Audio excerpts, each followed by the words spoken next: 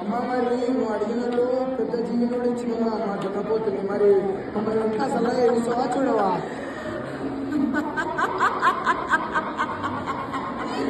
అందుకోసమే నాకు సంతోషముగా అందరినీ నేను కాపాడుకున్నా కట్టకు నిలిచింది నా కట్ట మైసమ్మ.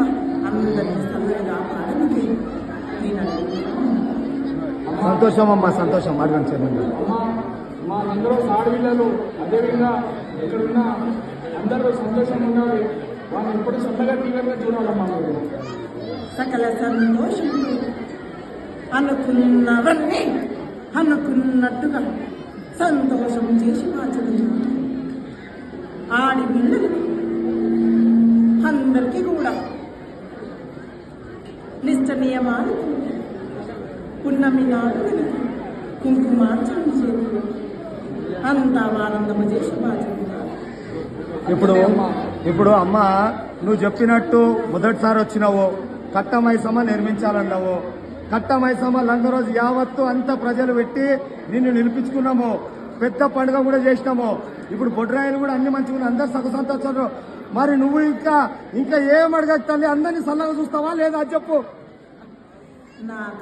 నాకు అత్యంత వైభోగంగా చేసినందుకు చాలా సంతోషంగా చాలా సంతోషం అమ్మా. అన్ని నిర్మించారు.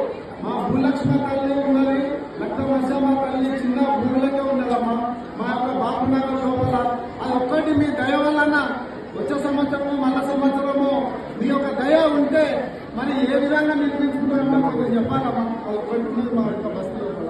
నేను అడిగింది మరి నాకు అడిగినట్టు మరి చేసింది. మరి రేణుకెళ్ళమ్మ గురి మాత్రం ఏమి చేస్తుండ్రా? ఏం అడిగినావమ్మా? ఏం అడిగినావు? మొన్న కూడా కట్ట మైసమ్మలు అన్నావు. కట్ట కింద ఉన్న ఎల్లమ్మ గుడి మరి పండుగ చేయాలా వద్దా? దాన్ని ఎవరెవరో అడ్డంకులు వస్తున్నారు చెప్పు తల్లి. మరి అడ్డంకులు తొలగిస్తావా లేదా కట్ట కింద ఎల్లమ్మ తల్లికి?